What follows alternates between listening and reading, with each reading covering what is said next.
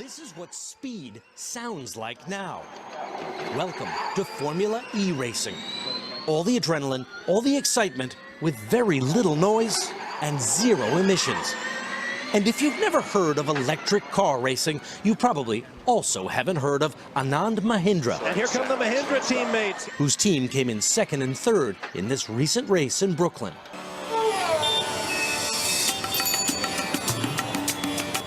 But in India, Mahindra is a household name. In a country known for poverty, spirituality, and some of the most congested streets on earth, he's a billionaire who drives a tiny, cheap, all-electric car called an E2O. Sustainability is an opportunity to innovate dramatically.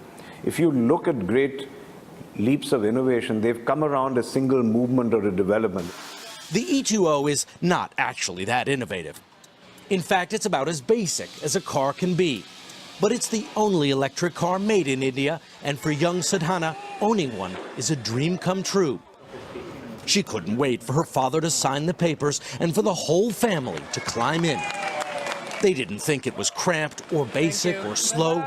They thought it was the future, and so does Mahindra. India has suffered in the past from a poverty of aspirations, not just simply from poverty of income or wealth. And that, happily, under this current regime, is being rectified. So you're going to see a lot of very ambitious goals being set. Starting with the goal of replacing every single vehicle on India's roads with an electric by the year 2030, India's Prime Minister is big on moonshot goals.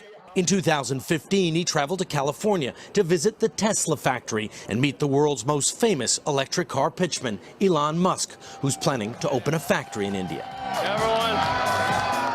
Mahindra welcomes the competition. He recently called Musk out over Twitter. "Time you got over here, Elon," he wrote. "You don't want to leave the whole market to Mahindra, do you?" "Good point," Musk replied, adding, because it's Twitter, a smiley face. He made electric cars sexy.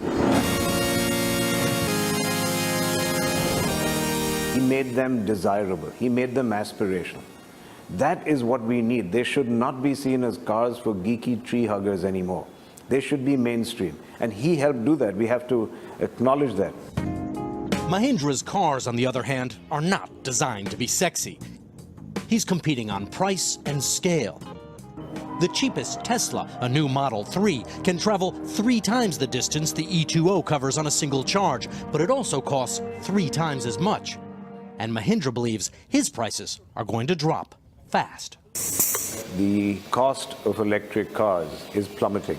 Battery costs are currently about 2/3 of the value of an electric car. We expect them to go down to 1/3 very soon.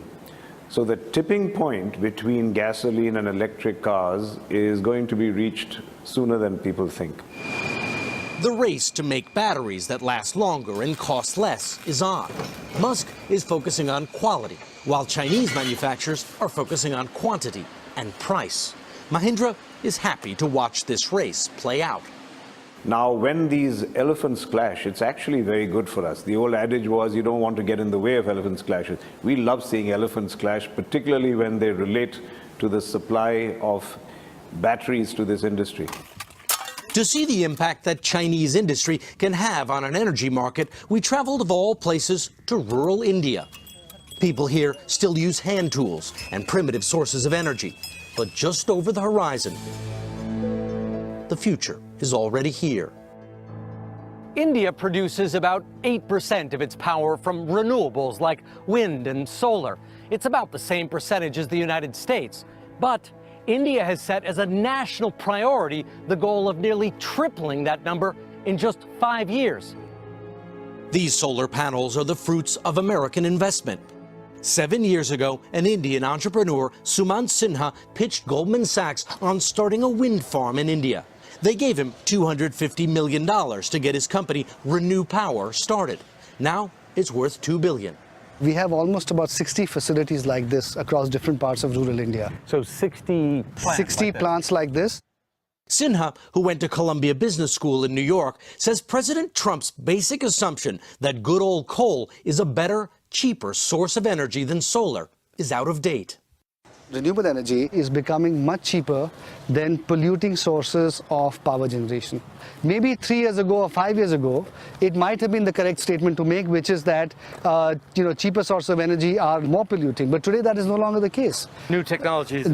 Exactly. And you have solar and wind now that is far cheaper than any coal-based source of power.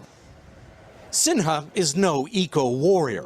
Both he and his investors were initially drawn in by subsidies offered by the government. The idea was, if you subsidize it, they will come. And this field of mirrors is proof that it worked. Now, market forces are doing the rest.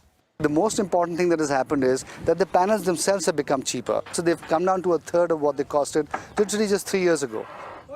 With each generation of solar panels getting better and cheaper, creating a cycle in which demand and supply are both growing rapidly. We decided to next